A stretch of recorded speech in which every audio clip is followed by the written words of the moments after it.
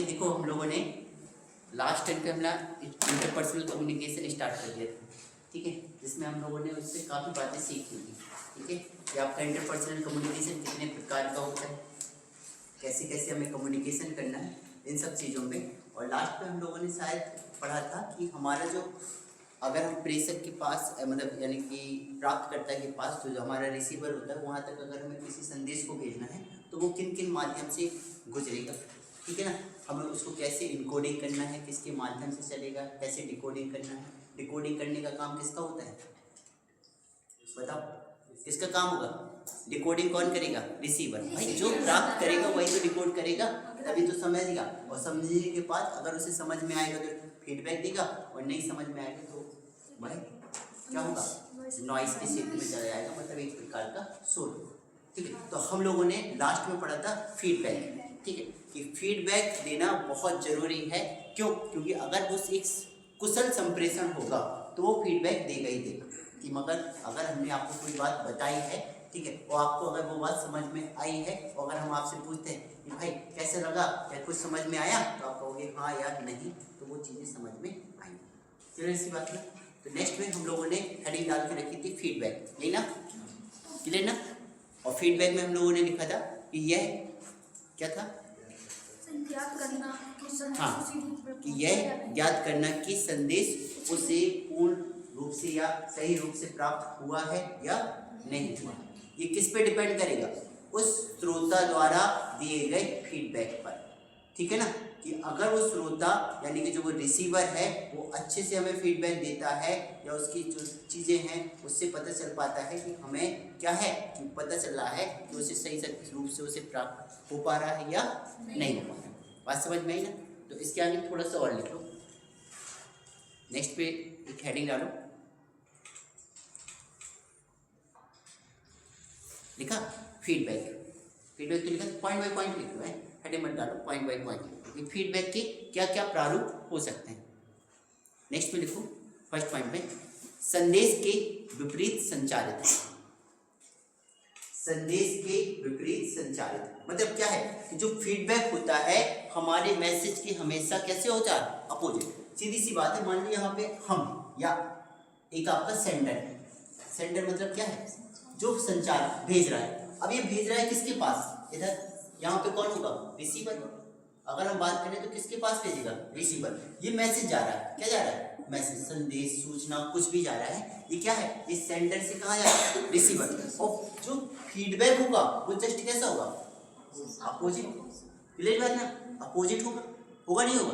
तो जो प्रतिपुष्टि होती है उसका संचार कैसा होता है? हमेशा विपरीत। क्लियर सी बात ना? सेकेंड पॉइंट लिखो,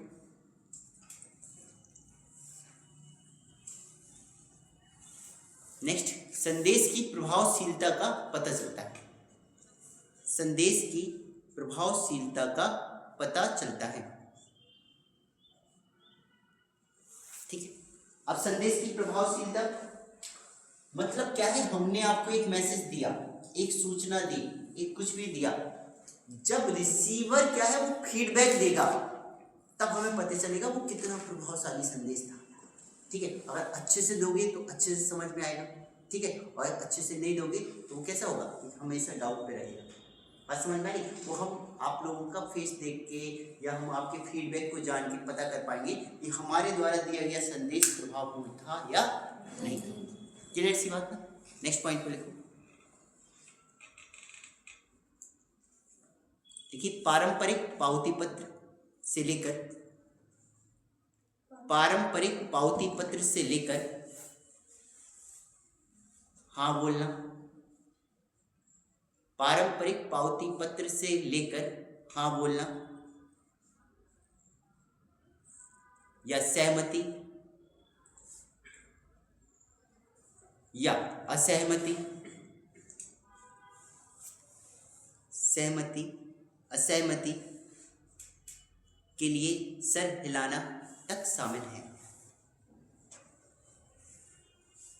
सहमति या असहमति के लिए सर हिलाना तक शामिल है। ठीक है, अब इसे समझ लो। पावती पत्र, सबसे पहला वर्ड क्या है? पावती पत्र। पावती पत्र होता है, पावती पत्र देखो ऐसे समझो, जैसे मान लो हम किसी ऑफिस में जाते हैं, जो हमने तुम लोगों को कल बताया था कि अगर हम कहीं जाते हो, अगर हमें उससे फीडबैक लेना है, मान लो हमने उससे कहा, उसने फीडबैक कर दिया कि हाँ हम आपका ये काम कर देंगे, तो आपसे हमने कहा था एक आप बात कहोगे उससे ऑफिशियल लैंग्वेज में कि आप इसे रिटर्न में देंगे। रिटर्न इज अ पावती पत्र, किसके लिए? आपके लिए, कि आपका जो फीडबैक था, उसने जो फीडबैक दिया, अभी ओरल दिया था, ओरल न देके हम उसे एक पावती पत्र में ले लेंगे। बात समझ में आ रही? उसके बाद वो क्या कह रहा है कि आपका सहमत होना या असहमत होने के लिए सर हिलाने तक शामिल है। मतलब अगर आप हमारी बात से सहमत हैं, नहीं है सहमत, तो सर हिलाना तक भी हमारे फीडबैक में शामिल होता है। बात समझ में आ रही कि हमने कहा अगर हमें कोई बात हमें समझ में आई तो हम हाँ बोलेंगे, तो हाँ के लिए सर ऐसे ऐसे हिलाओगे, और जब ऐसे ऐसे हिलाओगे तो हमें पता चल जाएगा कि आपको चीज़ें समझ में आ गई, आपका फीडबैक हमें आपके संकेत से प्राप्त हो चुका है। अगर आपको नहीं आएगी तो आप ऐसे ऐसे सर हिलाओगे, तो सर हिलाने तक आपके हाव भाव सारी चीज़ें भी फीडबैक में शामिल होती हैं। क्लियर सी बात ना? समझ में आया पॉइंट? नेक्स्ट पॉइंट,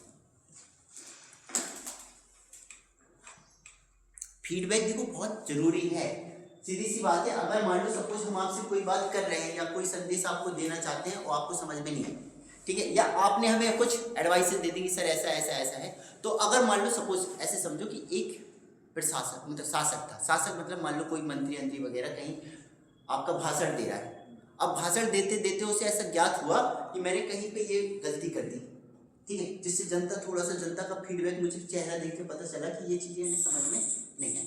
अब पता चला उसे अगला स्टेटमेंट कहीं और देना है, अगला भाषण कहीं और देना है, तो क्या होगा कि आपका जो फीडबैक उसे प्राप्त हुआ है, इससे वो क्या कर लेगा, थोड़ा सा अपने भाषण में क्या कर लेगा, सुधार कर लेगा। ठीक है, तो फीडबैक से ही व्यक्ति क्या होता है, सीखता है। ये पता चला कि पहली बार में सही से डिलीवर्ड नहीं हो पाया है, तो अगर आपका फीडबैक अगर उसे मिल जाएगा तो वो नेक्स्ट टाइम अच्छे से डिलीवर्ड कर पाएगा। क्लियर ना? तो इसमें जो सुधार का चांस होता है बिल्कुल तुरंत हो जाता है। इसमें हम सुधार भी कर सकते हैं, किसमें, अपने संदेश में, किसके माध्यम से, फीडबैक के माध्यम से। ठीक है, ये फीडबैक अगर हमें अच्छे से प्राप्त हो जाएगा तो ठीक है। अगर मान लो सपोज उसमें कुछ हमारे संदेश में कुछ व्यवधान या कुछ चीज़ें कमी रह गई हैं, तो वो आपके फीडबैक के माध्यम से नेक्स्ट टाइम बहुत अच्छे से डिलीवर्ड हो पाता है। ठीक है, तो नेक्स्ट में लिख लो,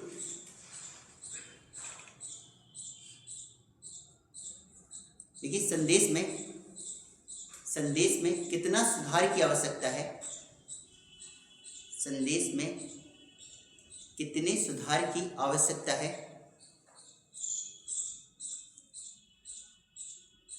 जैसे प्रश्नों का जवाब मिलता है, जैसे प्रश्नों का जवाब मिलता है।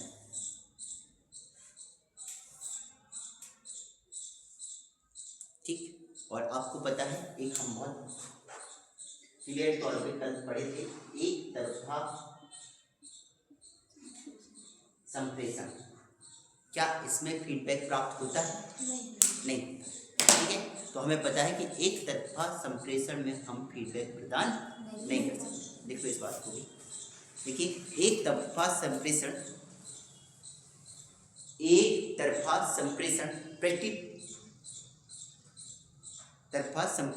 प्रतिपुष्टि के लिए अवसर प्रदान नहीं करता है। एक तरफा संप्रेषण प्रतिपुष्टि के लिए अवसर प्रदान नहीं करता है।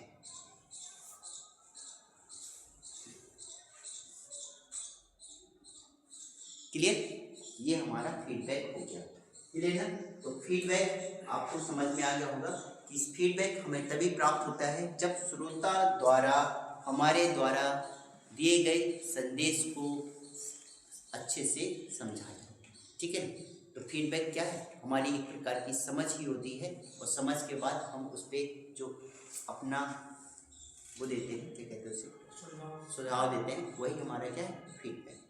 ठीक है, बात समझ में आ गई। नेक्स्ट पे हेडिंग डालो, शोर, नॉइस, शोर या नॉइस।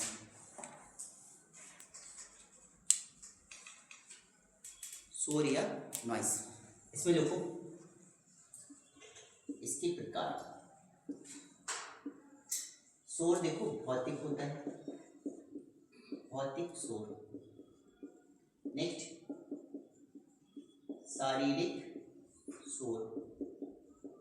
नेक्स्ट मनोवैज्ञानिक शोर।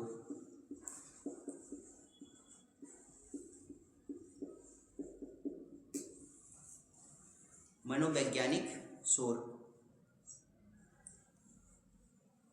और नेक्स्ट में लिखो अर्थ संबंधी शोर।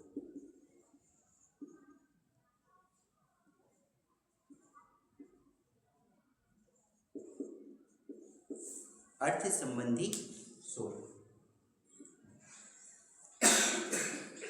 ठीक है, ये भौतिक शोर, शारीरिक शोर, आपका मनोवैज्ञानिक शोर और अर्थ संबंधी शोर। ठीक है, अब इन्हें एक एक करके समझ लेते हैं। ठीक है, नॉइस। नॉइस देखो, आपको पता है कि जब कोई चीज व्यवधान होगी तो वो शोर कहलाती है। अब भौतिक शोर कैसा हो सकता है? भौतिक शोर ऐसे मान लो कि जब कोई भौतिक मतलब पता है ना कि बाहरी चीजों से हमें व्यवधान उत्पन्न हो। मान लो सपोज हम आपको पढ़ा रहे हैं, बाहर लाउड स्पीकर बनना शुरू हो जाए, ठीक है, डीजे बजना शुरू हो जाए, ढेर सारे बच्चे एकदम से शोर करके निकल जाए। ठीक है, अब पता चला कि उस शोर के माध्यम से हमें हमारे द्वारा कही गई बात को क्या हो गया, आपको सुनाई नहीं दिया। ठीक है, तो एक प्रकार का जो बाहरी वातावरण के माध्यम से जो हमें व्यवधान उत्पन्न करेगा वो क्या होगा, भौतिक शोर में। बात समझ में आ गई? क्लियर सी बात ना। नेक्स्ट में देखो आपका होगा शारीरिक शोर। शारीरिक शोर मतलब कैसे, कोई बताए डिफाइन है शारीरिक शोर? शारीरिक शोर हम उसमें डालेंगे, जैसे कल किसी ने पूछा था, जैसे हाँ, जैसे बहरा है कोई या गूंगा है, वो फीडबैक नहीं दे पा रहा, it is a physical noise में आ जाता है ये। ठीक है, कि मान लो कोई गूंगा है, बहरा है, अब वो फीडबैक नहीं दे पा रहा, ठीक है, तो ये आ जाएगा आपका फिजिकली नॉइस। ठीक है ना, ठीक है, शारीरिक शोर में आ जाएगा। ठीक है, बात समझ में आ गई? नेक्स्ट मनोवैज्ञानिक शोर क्या होगा? वेरी गुड, मन स्थिर। ठीक है, अब मान लो सपोज हम पढ़ा रहे हैं, ठीक है, पढ़ाए जा रहे, लेकिन आपके मन में कुछ और चल रहा है।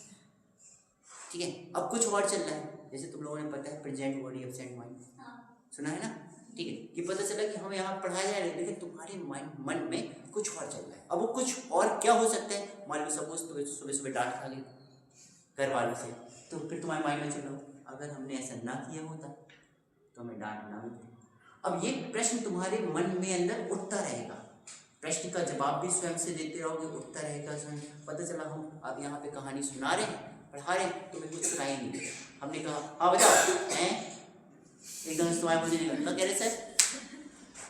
ठीक है ना, तो ये आपका क्या चल जाएगा, मनोवैज्ञानिक शोर। मतलब क्या है कि अगर देखो मनोवैज्ञानिक शोर ऐसा होता है कि पता चला कि आपकी बॉडी यहाँ पे प्रेजेंट नहीं भी हो, लेकिन अगर आपका मन प्रेजेंट होगा तो आपको वो चीजें सुनाई देती रहेंगी, बाहर चाहे कितना भी हल्ला मचता रहे। ठीक है, तो इसीलिए कहते हैं कि एक अच्छा कुशल संप्रेषण तभी हो सकता है जब आपका मन शांत हो। ठीक है, अब पता चला यहाँ पे डिसीजन मेकिंग की बात आ जाएगी, जैसे मान लो निर्णय लेना है आपको, अब पता चला मन अशांत है आपका। ठीक है, मन कैसा है, अशांत है, और अब आपको वहाँ पे डिसीजन भी लेना पड़ जाए, तो ऐसे में क्या गलत डिसीजन होने की संभावना होती है। ठीक है, तो आपको मनोवैज्ञानिक की स्थिति में आपको अपने मन को क्या करना है, शांत रखना है। ठीक है, इसीलिए कहते हैं कि जैसे कोई भी दुर्घटना उठना आपके साथ ट्रेजेडी वगैरह हुआ करे, उसको क्षणिक वहीं पे सोचा करो, समझा करो, वहीं फिनिश, उसका मनन मत किया करो। कि पता चला कोई भी गलती हो गई, या मान लो सपोज सिलेक्शन नहीं हुआ है, अब पता चला सोचते रह गए, उस बात को सोचते रहोगे, वो चीजें आपको परेशान करती रहेंगी, करेंगी नहीं करेंगी, और उस टाइम पे आप चाहे कितना भी पढ़ोगे, कुछ भी पढ़ोगे, वो आपके अंदर घुसने वाला नहीं। ठीक है, तो वो शोर व्यवधान उत्पन्न हो जाएगा आपके में। बात समझ में? तो क्लियर ना? तो मनोवैज्ञानिक शोर क्या होगा, हमारे अंतर्द्वंद में, हम सीधी सी बात करें कि अंतर्द्वंद मतलब अपने के मस्तिष्क में होने वाले जितने भी खतरनाक चीजें होंगी, वो हमारे शोर का काम करेंगी, जो हमारे मन को क्या करे, अशांत करे। ठीक है ना? नेक्स्ट में अर्थ संबंधी शोर। अर्थ संबंधी शोर बिल्कुल वैसे ही है कि जैसे मान लो सपोज हमने कोई आपको शब्द बताए, अब आपको वो शब्द का अर्थ समझ में आ ही नहीं रहा। ठीक है, बात समझ में? हमने एक शब्द मान लो कोई ऐसा बोल दिया जिसका तुम्हें अर्थ ही नहीं पता, अब जैसे ही वो शब्द तुम्हारे मन में जाएगा या तुम्हारे पास जाएगा, अब तुम्हें उसका अर्थ नहीं पता, तो आपके मन में चलेगा पता नहीं इसका अर्थ क्या है, सच्ची पता नहीं क्या बोल रहे, वो भी क्या होगा, एक संप्रेषण के माध्यम में एक शोर का व्यवधान उत्पन्न करेगा। ठीक है, एक प्रकार का व्यवधान उत्पन्न करेगा। अब पता चला कि हमने कोई बात यहाँ पे बोली, वो आपको समझ में नहीं आई या उसका अर्थ समझ में नहीं आया। अब हम तुमसे कहेंगे समझ में आया, तुम लोग क्या कहोगे? पता चला कुछ शांत भी रहोगे, है ना। तो सीधी सी बात है, पता चला हम क्रूर टाइप के लोग हों। ठीक है, मतलब खतरनाक विसर्जी से अगर कुछ भी अगर हमने पूछ दिया, क्रोध उत्पन्न हो जाएगा। अभी पढ़ेंगे हम लोग हाव भाव क्रोध। ठीक है, तो क्रोध में लिया गया डिसीजन भी सही नहीं होता है। अब पता चला तुम्हारे मन में चल रहा हो कि अगर हमने ये पूछ लिया सर जी को, क्या पता क्रोध आ जाए। तो कुछ लोग ऐसे होंगे कि फीडबैक देंगे कि नहीं, शांत बैठे। ठीक है ना। तो ऐसी कंडीशन में ये अर्थ संबंधी शोर उत्पन्न हो जाता है कि हमें क्या हो जाएगा कि अगर हमें किन्हीं शब्दों का अर्थ समझ में नहीं आता है तो वो भी शोर का काम करेगा। शोर मतलब आपको बता चुके हैं, शोर की डेफिनेशन क्या है, आपके एक संप्रेषण के माध्यम में जो चीज व्यवधान उत्पन्न करेगी वो शोर के समान ही होगी। क्योंकि हम यहाँ पे संप्रेषण पढ़ रहे हैं, और संप्रेषण, कुशल संप्रेषण क्या था बताओ? संप्रेषण की डेफिनेशन क्या थी कल समझाइए। सर जैसे दो व्यक्ति बातें कर रहे हैं, उसका आंसर भी मिल जाता है। आंसर भी मिल जाता है, हाँ, चलो ठीक है। और बताओ, तुम बताओ संप्रेषण की परिभाषा, पहली लाइन। हाँ हाँ बताओ। सूचनाओं का सार्थक स्थानांतरण। ठीक है ना, कि सार्थक स्थानांतरण तो वो संप्रेषण है। अगर सार्थक नहीं है तो संप्रेषण नहीं होगा, सिर्फ क्या होगा, प्रेषण होगा। हमने बताया था आपको कि सिर्फ प्रेषण होगा। अगर कुशल तभी हो, सार्थक स्थानांतरण तभी होगा जब आपसे हमें फीडबैक प्राप्त हो। और इसके बाद हमने कही थी कि एक कुशल संप्रेषण किस पे डिपेंड करेगा, ग्राही। ठीक है, प्रेषक तो कुछ भी बोलता रहे, लेकिन संप्रेषण तो तभी होगा जब पता चला ग्राही को समझ में आए कोई बात और वो आपको बोले, आपसे फीडबैक दे, तब हम कहेंगे वो संप्रेषण। क्लियर सी बात ना। तो शोर समझ में आया कि शोर कितने प्रकार के होते हैं, भौतिक जो बाहर के वातावरण में उपस्थित फिजिकली चीजों से उत्पन्न होता है, शारीरिक जो हमारी बॉडी में कोई भी आपका बॉडी पार्ट डैमेज है या कुछ भी है तो वो सब किस में आ जाएगा, शारीरिक शोर में। नेक्स्ट में आपका मनोवैज्ञानिक शोर, मतलब मस्तिष्क में उठने वाले जितने भी शोर होंगे वो सब किस में आ जाएंगे, मनोवैज्ञानिक शोर में। अर्थ संबंधी शोर मतलब अगर हमें किन्हीं शब्दों का अर्थ समझ में नहीं आता है तो उस समय हम उनका फीडबैक देने में असमर्थ होते हैं, तो वो किस में होगा, अर्थ संबंधी शोर में। ठीक है, इसमें एक स्टार बना के एक पॉइंट लिखो। संदेश प्राप्त करने में बाधा, विकृति, हस्तक्षेप,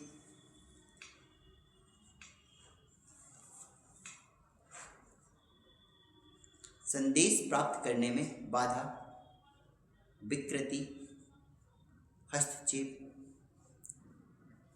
खराब परेशान शब्दावली, खराब परेशान शब्दावली से लेकर, शब्दावली से लेकर दूरभाष विकृति तक शामिल है।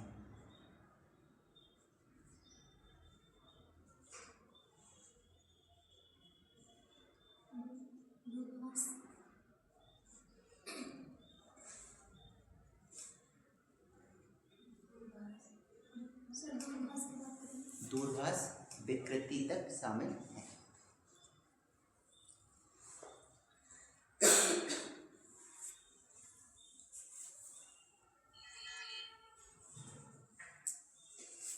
हो गया क्लियर।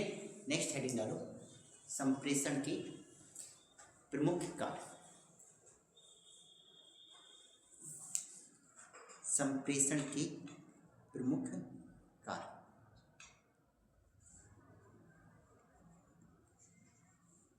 ठीक है, प्रमुख कार्य में सिर्फ आप लोगों को 2-3 शब्द जानने हैं बहुत अच्छे से। जैसे एक एक करके लिखो, पॉइंट बाई पॉइंट। नियंत्रण,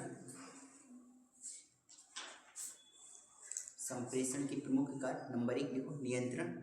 नियंत्रण कंट्रोल करना। ठीक है, संप्रेषण के माध्यम से हम चीज़ों को कंट्रोल करते हैं। ठीक है ना। अगर मान लो सपोज कहीं पे हड़ताल चल रही हो, पता चला उनके साथ अच्छा सा कम्युनिकेशन हो जाए हमारा, ठीक है, तो तो हड़ताल वगैरह भी शांत हो सकती है, कंट्रोल करना। नेक्स्ट पे लिखो अभिप्रेरणा। अभिप्रेरणा। नेक्स्ट लिखो संवेगात्मक अभिरुचि। संवेगात्मक अभिरुचि। और नेक्स्ट लिखो सूचना।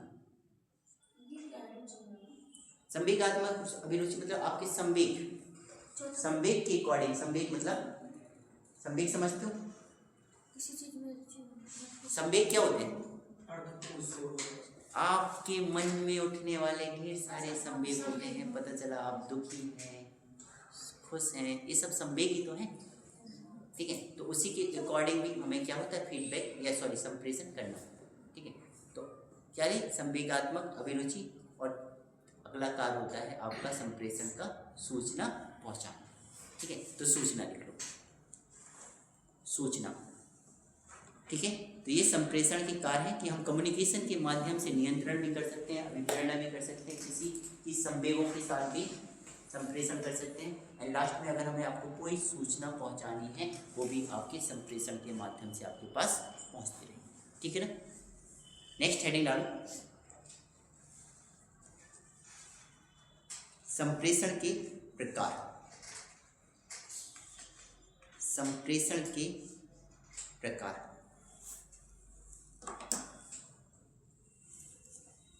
संप्रेषण के प्रकार,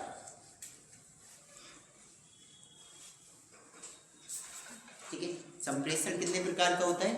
2 प्रकार का, ठीक है। संप्रेषण कितने प्रकार का होगा? 2 प्रकार का। एक लिखो शाब्दिक,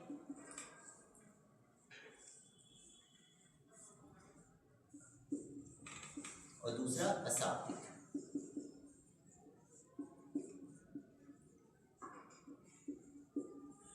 शाब्दिक और अशाब्दिक। शाब्दिक में 2 भागों में डिवाइड कर लेना, मौखिक एंड लिखित।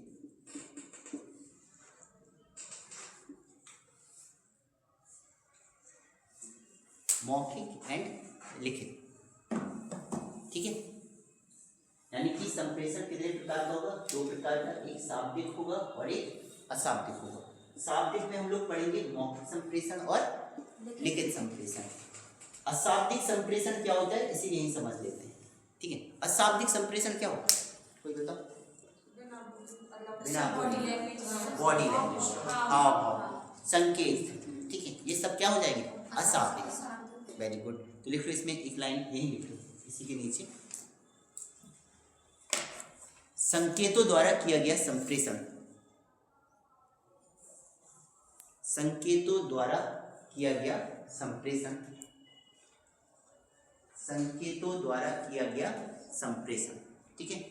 और हमने आपको बताया था संकेतों द्वारा किया गया संप्रेषण सबसे अधिक प्रभावी होता है, ठीक है।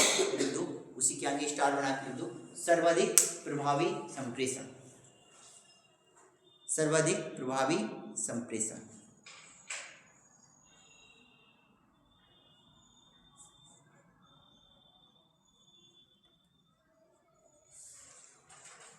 ठीक है।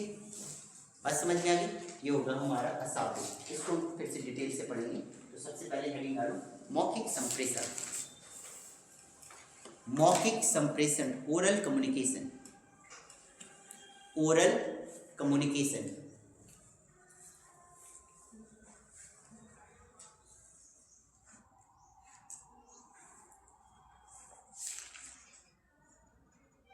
हो गया मौखिक संप्रेषण। अब मौखिक संप्रेषण कहाँ कहाँ हो सकता है? जैसे वार्तालाप है, भाषण है, समूह चर्चा है, ये सब क्या होंगे? मौखिक संप्रेषण होंगे। तो एक करके फर्स्ट पॉइंट में लिख लो, देखिए चर्चा, चर्चा,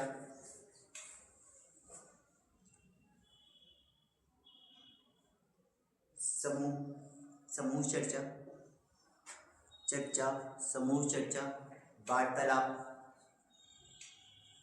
वार्तालाप, अनौपचारिक, अफवाह फैलाना, अनौपचारिक अफवाह फैलाना,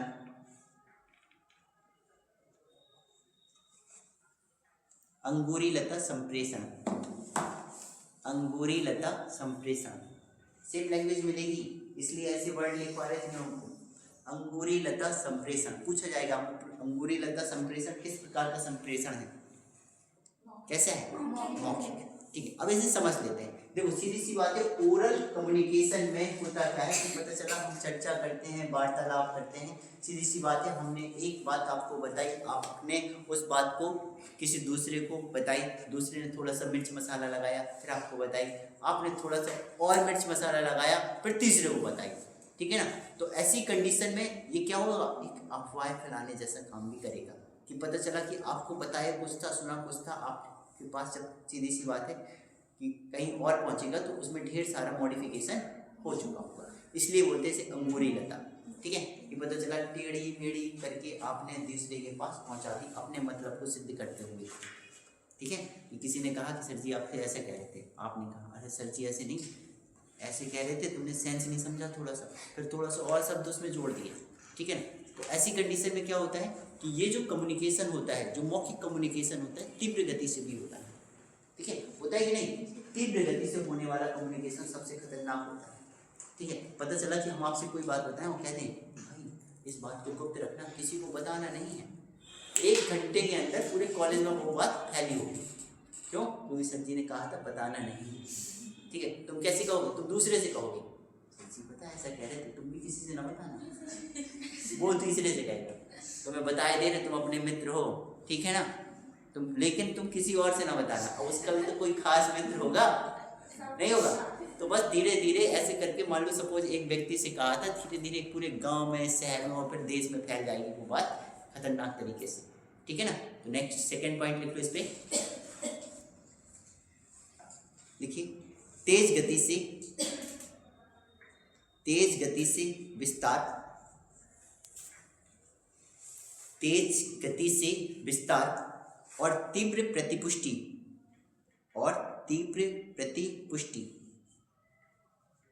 कॉमा, संदेश में तेजी से सुधार की संभावना, संदेश में तेजी से सुधार की संभावना होती है, संदेश में तेजी से सुधार की संभावना होती है। ठीक है ना, कि सबसे तीव्र गति से इसका तेजी से क्या होता है, विस्तार होता है, तीव्र गति से इसमें प्रतिपुष्टि भी होती है। ठीक है, होती है ना ओरल कम्युनिकेशन में, ये हम आपसे जैसे अभी पढ़ा रहे, बात कर रहे हैं, आपसे हम प्रतिपुष्टि भी पा रहे हैं तुरंत, ठीक है, अपने संदेश भी दे पा रहे हैं। ठीक है ना, और अगर हम इसको फैलाना भी चाहेंगे तो तीव्र गति से फैल भी जाएगा। ठीक है ना, ठीक है। अब तीसरी बात, संदेशों में तेजी से सुधार, अगर पता चला बाई मिस्टेक धोखे से मुंह से कुछ निकल गया गलत, तो हम सॉरी करके आपसे बात भी सही कर देंगे। ठीक है ना, ये ओरल। लेकिन पता ऑन पेपर अगर ये चीजें हो जाए तो क्या सुधार की संभावना होती? नहीं। ठीक है ना, तो इसमें तीव्र गति से सुधार की संभावना भी होती है। नेक्स्ट में लिखो, नेक्स्ट व्यापक विकृति की संभावना, व्यापक विकृति की संभावना। ठीक है, अब ये वही बात हो गई, पता चला संदेश कुछ और था, व्यापक रूप से जब आपके पास पहुंचा तो कुछ और हो गया। ठीक है, तो इसमें विकृति उत्पन्न बहुत तेजी से होती है। ठीक है ना, बात समझ में आ गई, विकृति समझ में आ गई कि पता चला हमने आपसे कोई और बात कही थी, लेकिन कहीं और पहुंचते पहुंचते उसमें ढेर सारा व्यापक विकृति हो जाती है। तो ओरल कम्युनिकेशन में व्यापक विकृति की भी संभावना होती है। बात क्लियर? नेक्स्ट, जैसी अगर हम पद सौंपनिक पदों की बात करेंगे, पद सौंपनिक पद है मतलब ऑफिशियल, जैसे मान लो सपोज आप डीएम हैं, एसडीएम हैं, ठीक है, ऐसी कंडीशन में बात करेंगे तो आपका ओरल कम्युनिकेशन जो होता है वो कम होता है। ठीक है, मान लो सपोज आप किसी कलीग से या कहीं पे भी बात करना चाहते हैं तो नॉर्मली तो कर लेंगे, लेकिन अगर हम ऑफिशियली के तौर पे बात करेंगे तो इस जो ओरल कम्युनिकेशन होता है वो बहुत कम होता है, आपका ऑन पेपर चलता है। ठीक है ना, कि प्रशासनिक लैंग्वेज पे हम लोग बात करेंगे कि प्रशासनिक पदों पे अगर हमका अच्छा कम्युनिकेशन करना है तो आपको लिखित ही करना होता है। ठीक है, ओरल कम्युनिकेशन वहाँ पे क्या हो जाता है, कम। ठीक है ना बात, तो लिख लो इसमें, पद सौंपनिक क्रम में पद सोपानिक क्रम में, पद सोपानिक क्रम में बहुत कम प्रयोग, बहुत कम प्रयोग।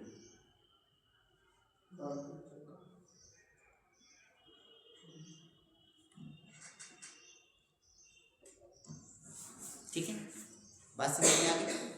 ठीक है, और कहाँ कहाँ हो सकता है ओरल कम्युनिकेशन, बताओ। ठीक, चलो देखो अब कुछ और बातें जानना है। जैसे भाषण, भाषण किस में आएगा? Oral communication. तो क्या फीडबैक प्राप्त होगा हमें? ठीक है, तो हम कहेंगे कि भाषण जो होगा, भाषण कम्युनिकेशन ओरल कम्युनिकेशन का पार्ट है, लेकिन फीडबैक बहुत कम मात्रा में प्राप्त होगा। ठीक है, तो एक एक करके हम इन पॉइंटों को भी समझ लेंगे। तो फर्स्ट में पॉइंट लगो भाषण। ऐसे ही प्रश्न आएंगे जैसे हम समझा रहे तुम लोगों को कि भाषण में फीडबैक कैसा प्राप्त होता है, हम कहेंगे बहुत ही। ठीक है, तो लिख लो भाषण, उसके आगे डैश करके लिख दो फीडबैक कम।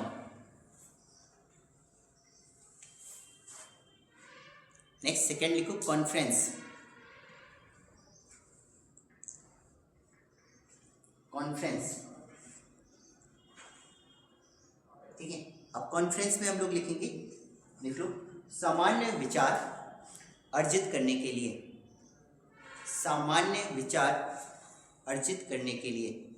ठीक है, जब किसी से कॉन्फ्रेंस की जाती है तो हमेशा क्या है, वो आपकी बात मानता है, आप उनकी बात मानते हैं, मानते नहीं? कॉन्फ्रेंस करनी होती है ना, तो कॉन्फ्रेंस में क्या होता है कि आपको अपनी बात या उनकी बातें माननी होती है। तो सीधी सी बात है, सामान्य बातचीत अर्जित करने के लिए हम लोग क्या करते हैं? कॉन्फ्रेंस। नेक्स्ट पे लिखो मीटिंग, मीटिंग। मीटिंग में क्या होता है? मीटिंग किस लिए बुलाई जाती है? कोई विशेष कारण, विशेष कारण में होता क्या? मीटिंग का मेन उद्देश्य क्या होता है? मीटिंग में ढेर सारी एडवाइसेस मिलती हैं और मीटिंग में ही क्या होता है? निर्णय लिए जाते हैं। ठीक है, तो मीटिंग का मेन उद्देश्य होता है निर्णय। लिखो निर्णयन के लिए।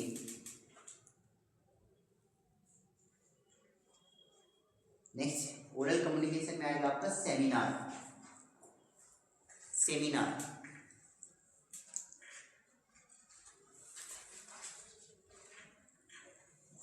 सेमिनार, इसमें लिखो आलोचनात्मक मूल्यांकन। सेमिनार आलोचनात्मक मूल्यांकन। लिखा हुआ जैसे तुमने कि किसी कंपनी का सेमिनार है, तो वो हमेशा क्या करेगा? आलोचनात्मक मूल्यांकन करेगा कि पता चला किसी दूसरी कंपनी से अपनी तुलना करेगा और उसकी आलोचना करेगा। यही चलते रहते हैं सेमिनार में। सेमिनार में यही होता है कि पता चला अपनी कंपनी के बारे में ढेर सारी अच्छी अच्छी बातें बताना और दूसरी की कंपनी के बारे में बुरी बुरी बातें बताना, तभी तो चलेगी अपनी कंपनी। ठीक है, ये हम आपके साथ अच्छा करते हैं। ठीक है, दूसरे ऐसे हैं सब बेकार, ठीक, तभी तो आप अच्छे से वर्क करोगे हमारे साथ। ठीक है ना। नेक्स्ट पे लिखो सेमिनार हो गया। नेक्स्ट में लिखो एक से बात, एक से बात, बारी बारी से एक से बात। ठीक है, एक से जब बात होगी तो सीधी सी बात है, जैसे अगर हम और आप आपस में बातें करेंगे तो दोनों की भागीदारी सबसे ज़्यादा होगी। तो लिख लो उसमें भागीदारी अधिक होती है, भागीदारी अधिक होती है और मुद्दा भी अधिकतर एक ही होता है। ठीक है, अगर हम एक से बात करेंगे तो मुद्दा तो एक ही होगा। आपके सुझाव लेंगे, किसी दूसरे के सुझाव लेंगे, बारी बारी से सबके सुझाव ले लेंगे। ठीक है ना, तो दोनों की भागीदारी में उसमें क्या होगी? अधिक होगी और मुद्दे पे एक ही, मतलब सामान्य चर्चा होगी एक ही मुद्दे पे। क्लियर ना। तो ये हो जाता है हमारा ओरल कम्युनिकेशन। ठीक है, ओरल कम्युनिकेशन आपका भाषण, वार्तालाप, चर्चा, ठीक है ना, ये सारी चीज़ें आपकी किस में आएंगी? ओरल कम्युनिकेशन में। तीव्र गति से फैलने वाला कम्युनिकेशन। ठीक है, इसमें क्या है, विकृति सबसे अधिक उत्पन्न होती है, ठीक है, फीडबैक तुरंत प्राप्त होता है, ठीक है, और अगर हम पद सौंपने पदों की बात करें तो वहाँ पे इसका बहुत कम प्रयोग किया है, ठीक है ना। ये हमारा हो जाता है ओरल कम्युनिकेशन। नेक्स्ट में लिखो लिखित कम्युनिकेशन, लिखित संप्रेषण।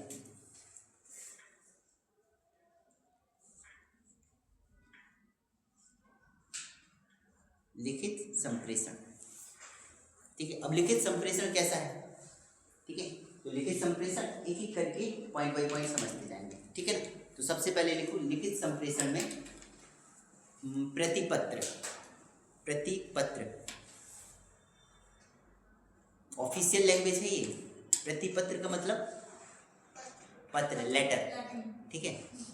प्रतिपत्र ऑब्लिक कार्यालय आदेश, ऑब्लिक कार्यालय आदेश, ठीक है।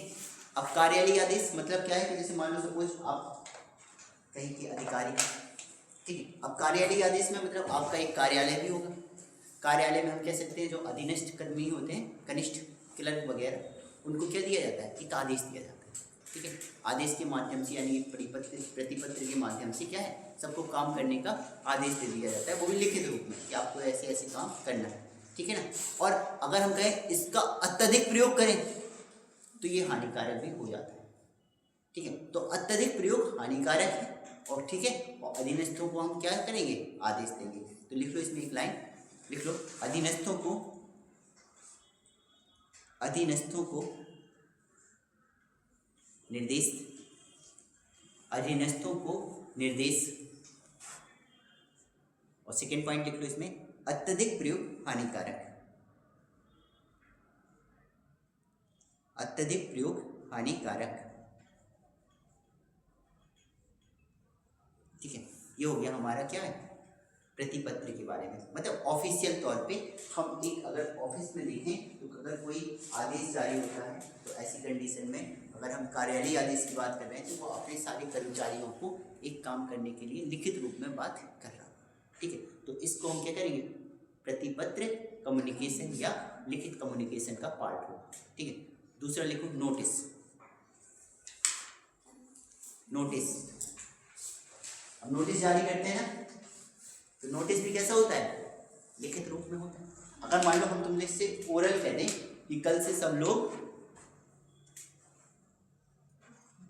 ड्रेस पहन के आना और आई कार्ड सबका लटका, ठीक है, तो पता चला कि ऐसी कंडीशन में आप लोगों को क्या करोगे, सुन के टाल भी सकते हैं। लेकिन अगर हमने लिखित रूप में आपसे दे दिया और कह दिया नीचे एक लाइन डाल दी, कल से प्रवेश वर्जित, तो अब इसको आप लोग क्या करोगे, अच्छे से फॉलो करोगे। ढेर सारे नोटिस बोर्ड भी लगे होते हैं, दुर्घटना से देर वाली, कृपया धीमे चले, ठीक है। पता चला कि कहीं दुर्घटना हो जाए फिर फल पूड़ी बढ़िया, ठीक है, पूरी सब्जी। कल हम एक वीडियो देख रहे थे, ऐसी नोट रील्स खिसका रहे थे, तो एक वीडियो आया कि एक लड़का बुलेट से ऐसे ऐसे ऐसे और ऐसे ऐसे चला रहा, तो उसका हो गया एक्सीडेंट। और जिसने भी एडिटिंग की, जबरदस्त एडिटिंग की, पता चला ऐसे ऐसे एक्सीडेंट हुआ, अस्पताल गया, अर्थी में गया, खतरनाक रो रहे हैं, सब्जी पूरी बन गई। मतलब इतनी खतरनाक घासू एडिटिंग। उधर एक्सीडेंट हुआ, एडिटिंग कर करके उसने ऐसे छोटे छोटे से क्लिप काटे होंगे और लास्ट में भोजन पे ले आया, ठीक है। वही चीज़, दुर्घटना घटी और सब्जी पूरी बनी, ठीक है ना। तो वही केस हो गया। हमने वो रील्स देखी, बात वही है, सब्जी पूरी रसगुल्ला फिर रायता वगैरह सब मिलेगा खाने को, ठीक है ना। तो हमने वो वीडियो देखी, हमसे जो बताया बहुत हंसी आई। मतलब उन्हें एडिटिंग की कंडीशंस देखो, इसने तो बहुत विधिवत एडिटिंग की, ठीक है ना। तो सेम नोटिस भी क्या होता है कि नोटिस हमें लिखित रूप में ही मिलते हैं। आप चाहे ऑफिशियल नोटिस की बात कर लो, चाहे आप लोगों ने देखा होगा कि सड़क किनारे ढेर सारे नोटिस बोर्ड लगे होते हैं, सब लिखित रूप में ही लिखे होते हैं। बात समझ में आ गई। नेक्स्ट में लिखो बुलेटिन, नेक्स्ट हेडिंग डालो बुलेटिन, बुलेटिन। देखो बुलेटिन होता क्या, किसी को पता है? हाँ जी, बुलेटिन बोर्ड में चित्र वगैरह बनाने को। नहीं वो निशान लगे होते हैं, बुलेटिन पॉइंट होते हैं। वो बुलेटिन पॉइंट होते हैं, हाँ जैसे हमें कुछ लेकिन ना तो पॉइंट वो तो सिंबल होते हैं ना, बुलेटिन ही तो बोलते हैं। बुलेटिन कहते हैं उन्हें।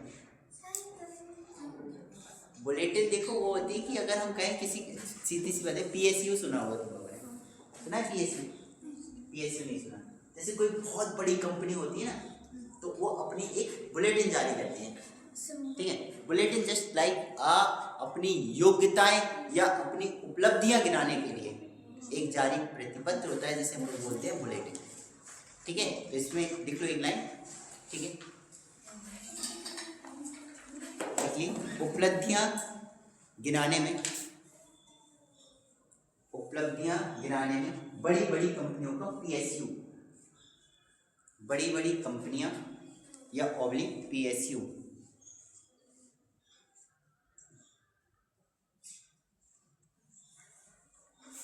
कहते नहीं है बुलेटिन जारी की, जो किसी ने बुलेटिन जारी कर दी, मतलब अपनी सारी उपलब्धियां, हमने ये कराया, हमने ये कराया, ये सब बुलेटिन, ठीक है। नेक्स्ट में लिखो,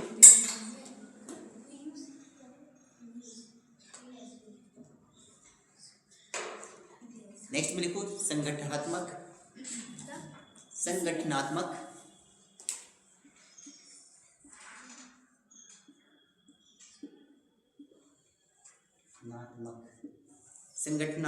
पीरियडिक्स,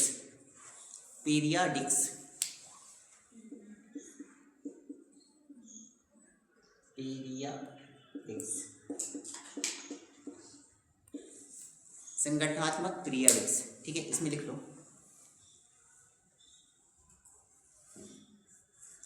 देखो संगठनात्मक पीरियडिक्स ऐसे समझो तुम लोग, जैसे कोई ऑर्गेनाइजेशन, ठीक है। अब मान लो कोई ऑर्गेनाइजेशन ये वाला काम कर रही थी, अब वो अपना दूसरा काम करना चाहती है, ठीक है। तो सेम एक ऐसा ही लेटर दिया जाता है जिसे हम बोलते हैं ऑर्गेनाइजेशन पीरियडिक्स, ठीक है। कि जब हम कार्य को चेंज करते हैं, कार्य को क्या करेंगे, चेंज करेंगे, तो उसके लिए जारी किया जाता है, ठीक है। तो लिख लो इसमें कि कार्य परिवर्तन के लिए इसका प्रयोग किया जाता है, कार्य परिवर्तन के लिए इसका प्रयोग किया जाता है,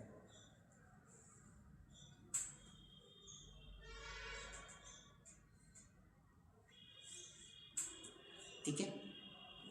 और बताओ, और लिखित कम्युनिकेशन और कहाँ करते हैं हम लोग? एक और सुना होगा तुम लोगों ने वर्ड, फैक्स, सुना है? फैक्स सुना है कि नहीं? सुना है फैक्स? हाँ, क्या होता है? फैक्स मशीन होती है। फैक्स मशीन देखो ऐसी होती है, जैसे मान लो पता चला इधर फैक्स मशीन है अपने पास, और एक किसी कार्यालय में फैक्स मशीन है। अब अपन को पता चला यहाँ से अगर उधर तक भेजेंगे तो यहाँ से लेटर डालेंगे, वहाँ से लेटर निकल आएगा, it is a fax machine, ठीक है। अभी क्या होता है कि पता चला कि अपन यहाँ से पीडीएफ में भेजते, वो प्रिंट आउट निकाल लेते, ऐसे होता है। और फैक्स मशीन में डायरेक्ट, तो फैक्स मशीन क्या था, सबसे वैध होती है, ठीक है। डॉक्यूमेंट्स के लिए, सबसे वेरिफिकेशन के लिए सबसे वैध होती है। पता चला यहाँ से अगर हम कोई काम करेंगे तो तुरंत उसकी वैधता सबसे अधिक मानी जाती है फैक्स की, ठीक है ना, कि उसमें कोई भी छेड़छाड़ी नहीं होती, पता चला कोई एडिटिंग नहीं होगी, कोई कुछ नहीं होती, सबसे वैध होती है, ठीक है। तो लिख लो फैक्स, लिखो गति के साथ इसकी वैधता अधिक है। बड़े बड़े ऑफिसों में सीधी सी बात है, जितने भी कार्यालय होते हैं, बड़े कार्यालय होते हैं, सभी में फैक्स मशीन या फैक्स चीज़ें पाई जाती हैं, ठीक है। तो पता चला योगी जी पीएम जी को भेज रहे, तो खट्ट से इधर से फैक्स किया, उधर उनके पास निकल आया, ठीक है, तुरंत लेटर जारी, ठीक है। त्वरित होता है, त्वरित, किसी को अंडर पेस्ट नहीं करना, उधर से भेजो, इधर से निकालो, ठीक है। नेक्स्ट पे लिखो, ये तो हो गए हमारे सारे लेटर्स वगैरह, ठीक है। नेक्स्ट में अब त्वरित सूचना के लिए भी हम लिखित कम्युनिकेशन का यूज करते हैं, ठीक है। त्वरित सूचना, नेक्स्ट पॉइंट में लिखो त्वरित सूचना। अब त्वरित सूचना बताओ कैसे दोगे तुम लोग, लिखित तौर पर, मीडिया के द्वारा। और मीडिया में कौन सी चीज? वेरी गुड, क्या लिखित रूप में हम किस में काम करते हैं? टाइपिंग, मैसेज, व्हाट्सअप, फेसबुक, इन सब पे काम होता है, नहीं होता है? तो जैसे लिख लो, त्वरित सूचना के लिए लिख लो सामान्य मोबाइल संदेश,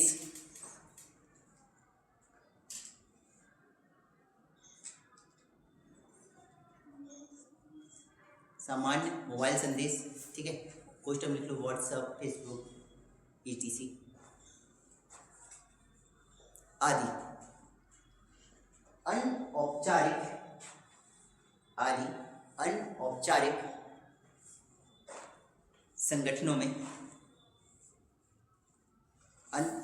संगठनों में अत्यधिक लाभदायक,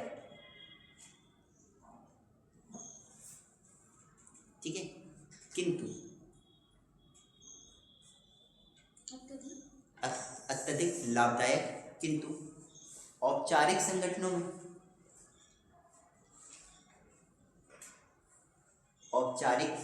में प्रमाणिक नहीं। बात समझ में आ गई कि औपचारिक संगठनों में मतलब फॉर्मल मतलब ऑफिशियल इसको वैधता प्रदान नहीं है, ठीक है ना। बात समझ में आ रही? अनौपचारिक संगठनों में अत्यधिक लाभदायक है। पता चला कि मान लो हमें कहीं किसी से बात करनी है, कोई चीज़ करनी है, तो मैक्सिमम सोशल मीडिया का ही यूज करते हैं आजकल। लेकिन ऑफिशियली में बात करें तो ऑफिशियली में इसका यूज नहीं, यानी कि इसको यूज तो होगा लेकिन वैध नहीं कह सकते। पता चला कि कोर्ट में पेश करना हो तो मोबाइल से दिखाओ भाई देख लो, तो वैध उतना वैध प्राप्त नहीं, ठीक है ना। बात समझ में आ गई? ये हो गया हमारा लिखित संप्रेषण। और कुछ बचा? सोशल नेटवर्क तो पता ही है, फेसबुक वगैरह, ये भी आपका लिखित में ही आ जाएगा, ठीक है ना। ये SMS के माध्यम से हम लिखित में भी काम कर सकते हैं, ठीक है ना। तो हमारा लिखित संप्रेषण, प्रतिपूर्ति, नोटिस, बुलेटिन, ठीक है, इन सारी चीज़ों में फैक्स वगैरह, ये सब आपके लिखित संप्रेषण के पार्ट है। क्लियर सी बात?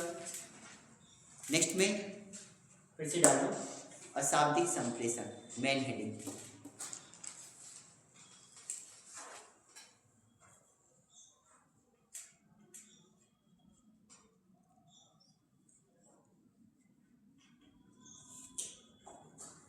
ठीक है, अशाब्दिक संप्रेषण। अभी हमने बताया था संकेत के द्वारा किया गया संप्रेषण क्या होता है? अशाब्दिक संप्रेषण। इसमें और भी लिख लो एक बात, इसलिए जिस संप्रेषण में संदेश हाव भाव, मौन, शारीरिक मुद्रा,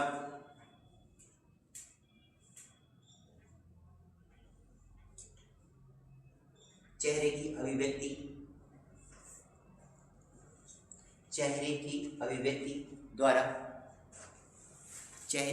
अभिव्यक्ति द्वारा व्यक्त किया जाता है,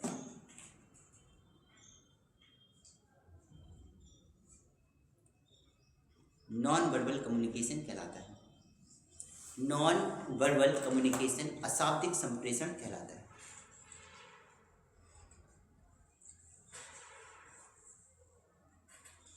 ठीक है, अब हेडिंग डालो अशाब्दिक संप्रेषण के पहलू। अशाब्दिक संप्रेषण के पहलू।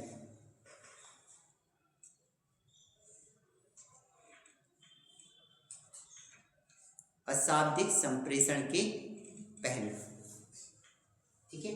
अब हमने तुम लोगों को अशाब्दिक संप्रेषण के पहलू बताए थे। कितने पहलू होते हैं अशाब्दिक संप्रेषण के? 4, 5। कितने पहलू बताए थे? 5। अब उन 5 पहलू को हम डिटेल से पढ़ेंगे। कौन कौन से थे 5 पहलू? सबसे पहले देखो, एक एक करके लिखो। देखो काइनेसिक्स,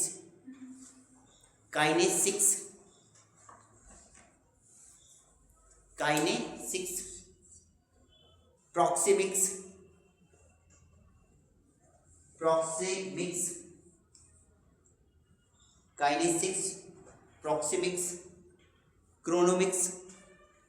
क्रोनोमिक्स, हैप्टिक्स,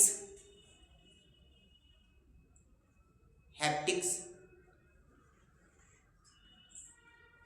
पार्श्व भाषा, पांचवा लिखो पार्श्व भाषा। ठीक है ना, हमने आपसे बताया था कि जब हम इन शब्दों के बारे में पढ़ेंगे तो आपको लगेगा कि ये तो कुछ है ही नहीं, अभी सुनने में थोड़े से डरावने से लग रहे हैं। ठीक है, बात समझ में आ रही? तो ऐसे करके हमारे पास ये 5 पहलू होते हैं, काइनेसिक्स, प्रोक्सेमिक्स, क्रोनोमिक्स, आपका हैप्टिक्स और पार्श्व भाषा। ठीक है, अब एक एक करके इन सबको डिटेल से हम लोग पढ़ेंगे। तो फर्स्ट हेडिंग डालो काइनेसिक्स। काइनेसिक्स, काइनेसिक्स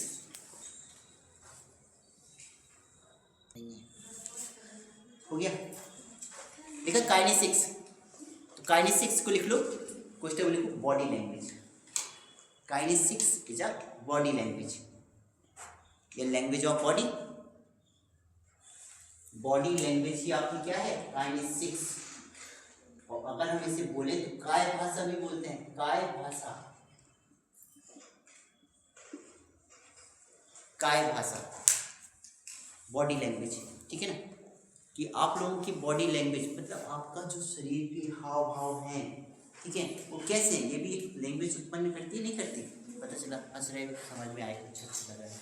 हाव भाव से ही पता चल जाता है कि व्यक्ति कैसी भाषा का प्रयोग करना चाहता है। पता चला, आया लिखो, खतरनाक तरीके से बोलना से स्टार्ट चाहिए, क्रोध में, तो बॉडी लैंग्वेज पता चल जाएगा, भाई सर जी क्रोध में लग रहे हैं आज।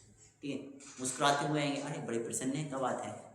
ठीक है, जैसे अभी हमारे पास फ़ोन आया तो हमारे बड़े पापा एक्सपायर हो गए 76। ठीक है, तो अब पता चला बॉडी लैंग्वेज थोड़ी सी चेंज हो सकती है, नहीं हो सकती?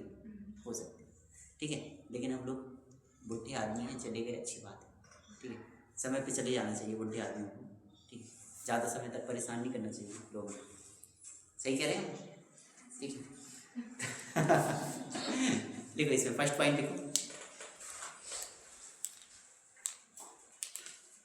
फर्स्ट मेन पॉइंट लिखो। फर्स्ट पॉइंट बहुत इंपॉर्टेंट है। देखिए, बहुत कम अंतर के साथ, बहुत कम अंतर के साथ वैश्विक समानता है, बहुत कम अंतरों के साथ वैश्विक समानता है। अब इस वर्ड को समझो, वैश्विक समानता मतलब क्या है कि बॉडी लैंग्वेज, चाहे आप विदेश में कहीं पे भी चले जाओ, देश विदेश पूरे वर्ल्ड में कहीं पे भी चले जाओ, मैक्सिमम हर जगह एक जैसी बॉडी लैंग्वेज का ही प्रयोग किया जाता है। ठीक है, ये पता चला कि आपने दोनों हाथ खड़े कर दिए, चाहे कहीं चले जाओगे विदेश में देश में, समझ कहने का मतलब क्या है, उसने सरेंडर कर दिया। ठीक है, ऐसे करोगे तो मतलब क्या है, सब जगह पता चलेगा हाथ जोड़ रहा है बेचारा, अब किसी भी प्रकार से जोड़ सकता है। पता चला स्माइल करोगे तो हर जगह एक जैसी चीज़ समझ में आती है कि स्माइल कर रहा है, मतलब हमारी बात से बहुत ज़्यादा प्रभावित हो रहा है, इसलिए मुस्कुरा रहा है।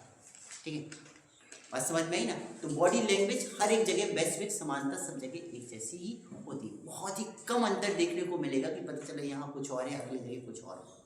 ठीक है ना, तो ये क्या है, ये पूरी वैश्विक समानता है, सारी जगह बॉडी लैंग्वेज एक जैसी ही होती है। बात समझ में? नेक्स्ट में लिखो, नेक्स्ट पॉइंट,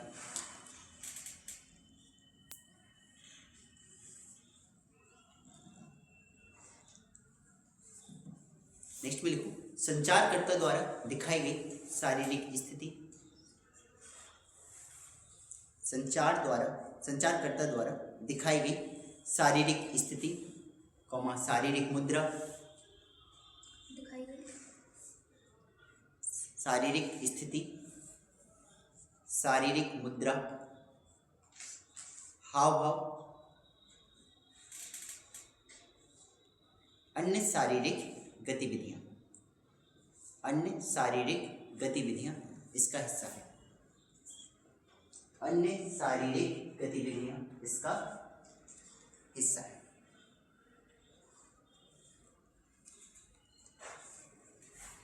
ठीक, नेक्स्ट पॉइंट देखो, इसके 6 आधारभूत संवेग हैं। नेक्स्ट पॉइंट, इसके 6 आधारभूत संवेग हैं। आधारभूत संवेग हैं। कौन कौन से हैं? क्रोध, पॉइंट बाई पॉइंट लिख लो, 1 2 3 करके। क्रोध, हर्ष, उदासी, विरुचि, भय, आश्चर्य। ठीक है, काइनेसिक्स के ये 6 आधारभूत संवेग हैं। क्रोध है, हर्ष है, उदासी है, विरुचि है, भय है, आश्चर्य। सबको आई थिंक हमारे ख्याल से सबका अर्थ पता होगा। क्रोध मतलब एक प्रकार का गुस्सा है। ये पता चला आपको कोई बात कही गई है, वो आपको बुरी लगी या आप लोग क्रोध में उत्पन्न हो जाएंगे। तो क्रोध में ऐसी कंडीशन में क्या कुशल संप्रेषण जायज होगा? नहीं होगा। पता चला हमने कोई बात की, आपको गुस्सा आया, फिर हमने कोई बात की, आप पता चला लड़ना शुरू कर दो, एकदम से आवाज ऊंची हो जाए। ठीक है, तो आवाज ऊंची पे एक अच्छा डिसीजन नहीं लिया जा सकता। ठीक है, ज्यादा खुशी में भी एक अच्छा डिसीजन नहीं लिया जा सकता, ज्यादा उदासी में भी एक अच्छा डिसीजन नहीं लिया। तो हम कहेंगे कि अगर हमें एक डिसीजन लेना है या कुशल संप्रेषण करना है तो इन 6 आधारभूत संवेगों पे कंट्रोल करके ही डिसीजन लेना होगा। क्योंकि अगर ये 6 संवेग में से कोई भी एक संवेग आप पर हावी होगा तो आप एक कुशल डिसीजन या कुशल संप्रेषण नहीं कर पाए। ठीक है ना, कि पता चला आपको घर से मारपीट पड़ी, आप क्रोध में हैं, पता चला आप हमसे बात कर रहे हैं तो आप हमसे कहो सर शांत रहो, आप बहुत हो गया। ठीक है, बहुत पढ़ा लिया आप। ठीक है, हमें आ रही गुस्सा, अब हम पूछे काहे, तो हमने कहा हम पे गुस्सा नहीं, आप पे नहीं आ रही, घर पे मम्मी ने मार दिया इसलिए गुस्सा आ रही। ठीक है, तो पता चला क्रोध में आप ये भूल जाओगे कि हमें किससे कैसे टोन पे बात करनी। ठीक है, तो ऐसी कंडीशन में हमें भय, आश्चर्यचकित होना, विरुचि होना, ठीक है, क्रोध होना, उदासी होना, हर्ष होना, इन सब चीज़ों पे कंट्रोल होना चाहिए। ठीक है, तभी आप एक अच्छा डिसीजन ले पाओगे। और आप लोग तो एक अधिकारी बनने वाले हो, तो हर इन चीज़ों से तुम लोगों को अपने मस्तिष्क में कंट्रोल करने की आदत डालनी होगी। ठीक है ना, आपको कोई कितने भी तेज आवाज में बात कर रहा हो, कितना भी शांत रहना पड़ेगा। पता ऐसा नहीं कि पता चला आपके दरवाजे में, आप डीएम की पदवी में बैठे, आपके दरवाजे में कोई आया, हमारा काम नहीं हो रहा, हम इतने दिन से परेशान हैं, हम उधर बाहर आते हैं सब, अब पता चला उधर से आप भी वही टोन यूज कर लो, कहा है जो हल्ला मचा रहा बाहर। ठीक है, पता चला कि सेम उसी लैंग्वेज, लेकिन आप एक कुशल व्यक्ति हो, आप उस जगह बैठे हो जहाँ पे आपको एक कुशल संप्रेषण करना पड़ेगा, तो आपको उसी से उस लैंग्वेज में बात करनी होगी। ऐसा नहीं पता चला कि वो क्रोध में आया, आप भी डबल क्रोध के साथ उठा ले जाओ उसको। It is a not clear decision. ठीक है, तो हमें पहले उसकी बहुत प्यार से उसकी भावनाओं को समझना होगा, फिर हम अपना डिसीजन लें। ठीक है ना, तो इन चीज़ों पे हमें कंट्रोल करके ही काम करना है। बात समझ में आ गई? तो इसके ये 6 आधारभूत पहलू हैं, क्रोध है, हर्ष है, भय है, विरुचि है, ठीक है ना, आश्चर्य है और उदासी है। ठीक है ना, तो हम कहेंगे हमें इन 6 आधारभूत संवेगों पे कंट्रोल करके ही डिसीजन लेना है। बात समझ में आ गई? नेक्स्ट पॉइंट लिखो। अब देखो सीधी सी बात है कि अगर हम बॉडी लैंग्वेज की बात करेंगे तो अब बॉडी लैंग्वेज के साथ साथ हम ऐसे बॉडी क्रियाकलापों की भी बात करेंगे जिनके संकेत के माध्यम से आप लोगों को पता चल जाए कि आखिर हमारी बॉडी लैंग्वेज क्या कहना चाह रही है। ठीक है, तो जल्दी से लिख लो, एक हेडिंग डालो, प्रमुख शारीरिक या शरीर संबंधी भाव। प्रमुख शरीर संबंधी भाव एवं उनका अर्थ।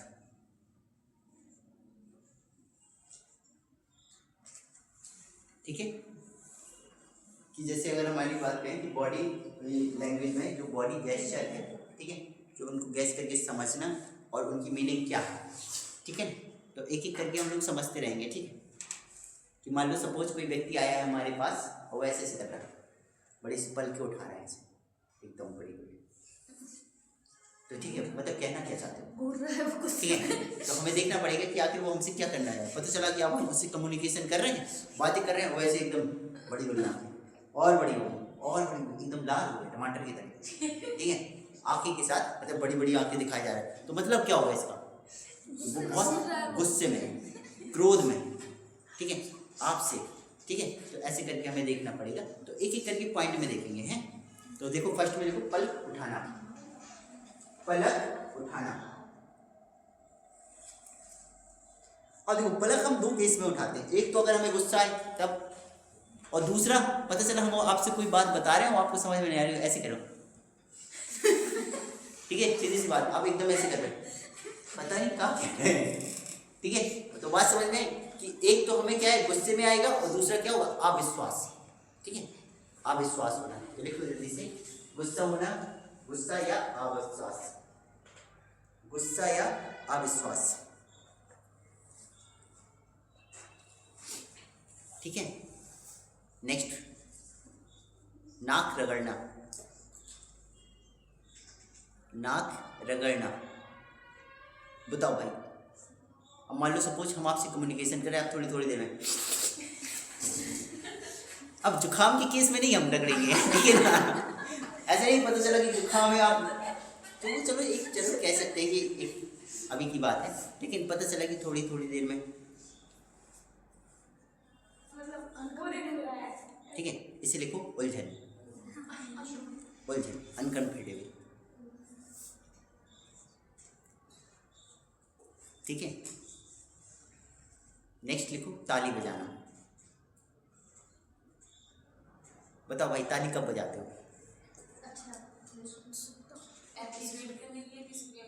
Very good. अगर हम कहें उसका साथ देने के लिए, ठीक है, तो लिख लो समर्थन करना।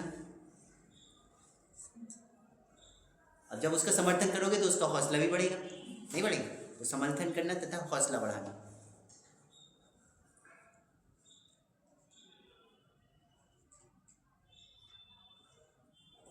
ठीक है। नेक्स्ट देखो कंधे उचकाना, कंधे उचकाना। बताओ कंधे उचकाना, पता चला कि हम आपके साथ कम्युनिकेशन कर रहे हैं, कोई बात बता रहे हैं, आप करें बोलो धुरंधर स्टाइल से चल रहा है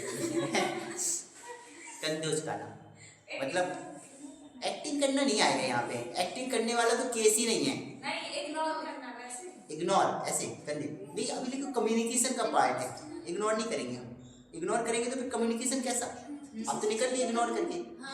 जैसे किसी चीज को हाँ, अगर हम कहें अगर आप और हमारी चीज़ों में आपको थोड़ा सा डाउट, मतभेद उत्पन्न, ठीक है, तब नहीं है ठीक है वैसे है ठीक, पता चला ऐसे कर रहे हैं, हमें तो कुछ और पता है, तो जस्ट लाइक मतभेद उत्पन्न होने के लिए हमने ऐसे, ठीक, तो लिख लो मतभेद।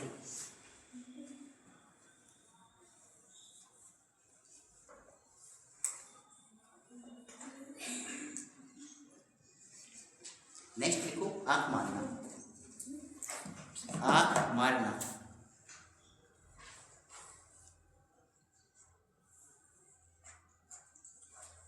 बताओ जैसे कोई बात है उसे हम जैसे किसी को बताना, अगर जैसे किसी को नहीं बताना तो हम वेरी गुड, ठीक है, ऐसे कैसे आंख मार के शांत रहो थोड़ी देर ठीक है ना। तो इसे लिख लो, इसके लिए एक वर्ड आता है, बहुत इंपॉर्टेंट वर्ड है, देखिए अंतरंगता, अंतरंगता, अंतरंगता, ठीक है।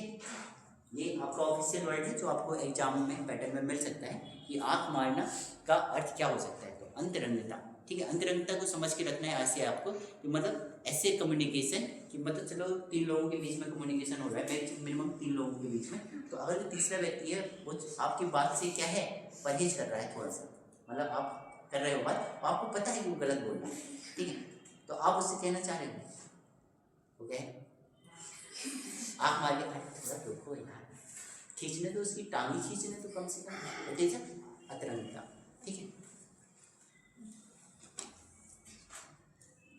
हो जाता है ना ऐसे, तुम लोग यूज करते हो कैसे। नेक्स्ट लिखो उंगली चिटकाना, उंगली चिटकाना, ठीक है। इसका मतलब हाँ, उंगली चिटकाना मतलब ये कहलाता है, इसे हम बोलते हैं अधीरता, अधीरता, अधीरता मतलब कैसे, पता चला यहाँ पे अपने विधायक जी आए, ठीक है, मीटिंग चल रही खतरनाक वाली, लेकिन आपको बोरिंग फील आ रही है, ठीक है। अब बिल्कुल आप अधीर हो रहे कि जल्दी से मीटिंग खत्म हो जाए, हम जा रहे हैं। तो कहीं उंगली चिपकाओगे, कहीं कुछ करोगे, कहीं कुछ करोगे, पेन ठोक रहे हो, खटर खटर खटर खटर, ठीक है, अधीरपन होना, ठीक है। तो लिख लो अधीरता, कि धीर खत्म हो रहा है, जल्दी से खत्म हो जाए और हम जाएं, ठीक है, अधीर होना। नेक्स्ट में लिखो माथा पीटना।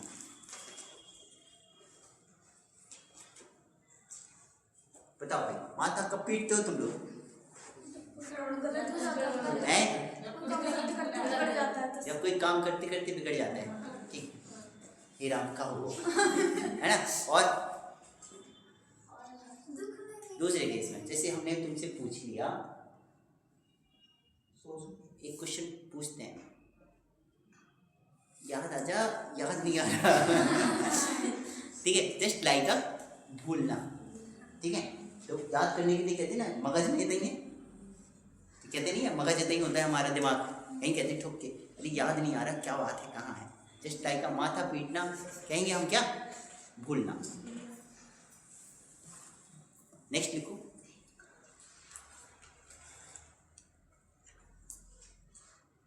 शिथिल मुद्रा। शिथिल मुद्रा, it is a best body position of good communication, ठीक है। कि अगर हम कहें कि एक सम्मानित व्यक्ति अगर आपके पास आया है और आपके साथ कम्युनिकेशन कर रहा है या भाषण दे रहा है, तो आपको बिल्कुल शिथिल मुद्रा में ही बैठे रहना है और उसकी बातों को सुनेंगे। तो सामने वाले के अंदर क्या आती है, एक दिलचस्पी आती है, वो मतलब दिलचस्प हो रहा है हमारी बात, तो उसके अंदर से और अच्छा निकल के आता है, ठीक है ना। तो जल्दी से लिख लो इस बात को, शिथिल मुद्रा। देखो व्यक्ति तथा वार्तालाप में, व्यक्ति तथा वार्तालाप में दिलचस्पी दर्शाता है।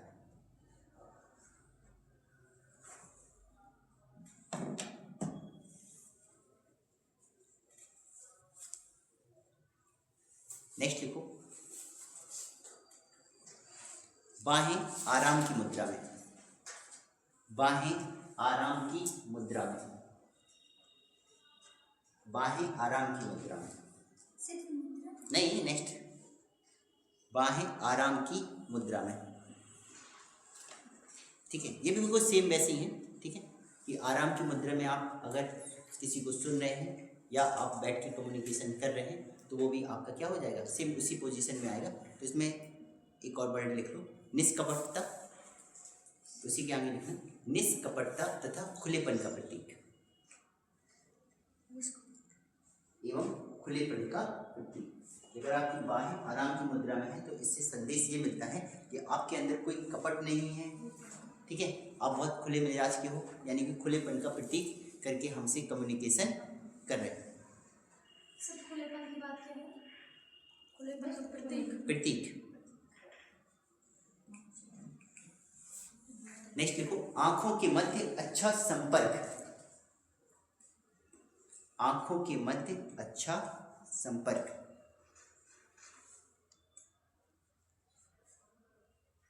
ठीक है। अब देखो इसी को बोलते हैं हम लोग आई कांटेक्ट, ठीक है। जब हम आई कांटेक्ट में किसी के साथ कम्युनिकेशन करते हैं तो सीधी सी बात है कि दूसरे व्यक्ति में दिलचस्पी होना, ठीक है, तभी हम आई कांटेक्ट के साथ बात करेंगे, अन्यथा नहीं। तो लिखो जल्दी से दूसरे व्यक्ति में दिलचस्पी होना।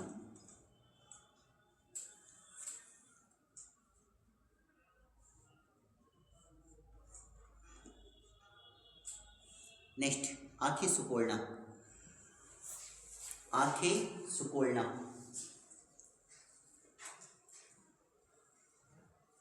आंखें सुकोड़ना। बताओ आंखें कब सुकोड़ते हो तुम्हें? वेरी गुड, अस्वीकृति, अस्वीकृति। पता चला कि हम यहाँ पे कुछ बात आपको बता रहे हैं लेकिन आप उसे स्वीकार नहीं कर रहे, तो आप कहेंगे ऐसे आंखें सुकोड़ गई, पता नहीं क्या है, ठीक है, हमें भरोसा नहीं है इनकी बात, डाउट, अस्वीकृति। कुछ लोग बड़ी बड़ी आंखों के साथ देखते हैं, कुछ लोग छोटी आंखों के साथ देखते हैं, दोनों ही अस्वीकृति के प्रतीक हो जाती हैं, ऐसे हैं ऐसे, ठीक है, तो दोनों चीजें आ जाती हैं, ठीक। नेक्स्ट में लिखो चश्मा उतारकर रख देना, चश्मा उतार कर रख देना। बताओ, चश्मा उतार कर रख लें। ठीक, अब कम्युनिकेशन के माध्यम से अगर चश्मा उतार के रखें तो क्या होगा? किसी चीज में दिलचस्पी ना हो। हाँ, दिलचस्पी ना होना, यानी कि सुनने की इच्छा बिल्कुल नहीं करना। ठीक है, ऐसे करके पता चला भाषण चल रहा है, तुमने चश्मा उतार के रख दिया, कहीं कुछ करोगे, ये सारी चीज़ें क्या होता है? असहमति का प्रतीक होती है। ठीक है, तो लिख दो, सुनने की इच्छा नहीं। अब देखो, चश्मा उतार के रखना वैसे मत समझ देना, पता चला कि हम इंटर हुए ऐसे बाएं से थोड़ी चश्मा लगाए थे, साथ में अब बताओ क्या कह रहे। ठीक है, तो वैसे नहीं, ये क्या है, एक कम्युनिकेशन के दौरान अगर हम ऐसी वार्तालाप कर रहे हैं और हम अपना वचन दे ही जा रहे हैं, लेकिन आप चश्मा उतार के रखा तो चश्मा उतार के रख दिया, ऐसे कर दिया, तो हम कहेंगे कि सुनने की इच्छा बिल्कुल नहीं कर रही। ठीक है, तो ऐसे कंडीशन में काम करेंगे। ठीक, नेक्स्ट में लिखो, गले के पीछे एक हाथ रखना, गले के पीछे एक हाथ रखना।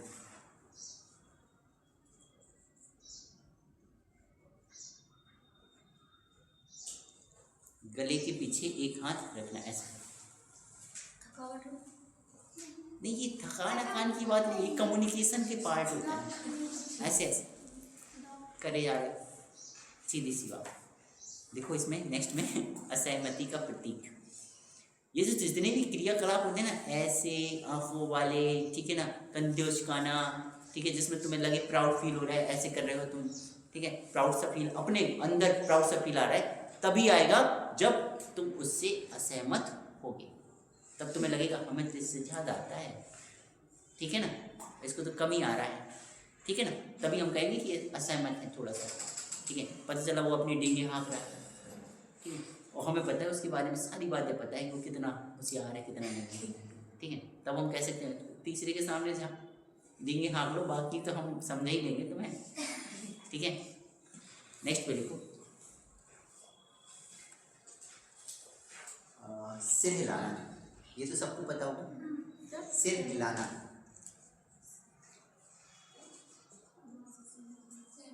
हाँ, इसमें लिखो, दिलचस्पी तथा समझ का प्रतीक है।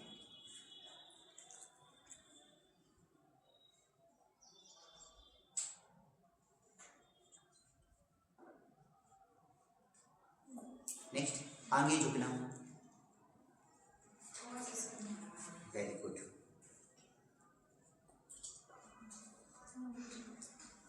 ठीक है, आगे झुकना मतलब पता चला कम्युनिकेशन है, हम ऐसे बैठ गए। ठीक है, तो ध्यान से, एकाग्रता। ठीक है, तो लिख लो, क्या लिखें, वक्ता की बात पे रुचि तथा एकाग्रता का प्रतीक।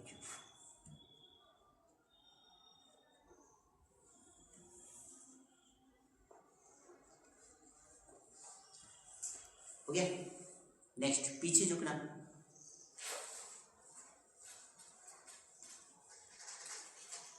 ठीक है, अब मान लो सपोज तुम यहाँ पे सीख रहे हो, हम सिखा रहे हैं तुम लोगों को ABCD सिखा रहे हैं, A for apple, B for boy, C for cat, D for dog, E for elephant, और आप सबको आराम से आता है, तो आप बिल्कुल रिलैक्स होकर बैठोगे, नहीं बैठे पीछे झुक के, तो इसे बोलते हैं हम लोग अत्यधिक कॉन्फिडेंस का प्रतीक। ठीक है, तो जल्दी से लिख लो, और इसे वो भी कह सकते हैं कि आप ओवर कॉन्फिडेंस तो नहीं हो, जिसे हम बोलते हैं विस्भ्रांति हिंदी में। ठीक है, तो जल्दी से दोनों बातें लिख लो, विस्भ्रांति एवं अत्यधिक आत्मविश्वास का सूचक, विस्भ्रांति एवं अत्यधिक आत्मविश्वास का सूचक।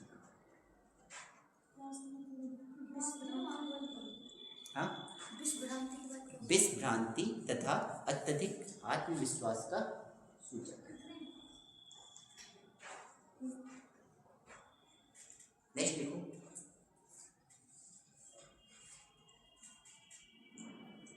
तरोताजा होकर तरोताजा होने के साथ खड़े रहना, तरोताजा होने के साथ खड़े रहना।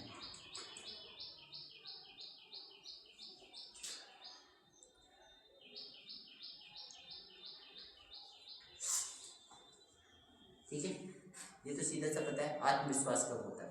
ठीक है, फुल अलर्टनेस, एक्टिवनेस के साथ बिल्कुल तरोताजापन दिखाई देते रहे हमारे फेस में। ठीक है, ये मतलब क्या हुआ, आत्मविश्वास का घोतक।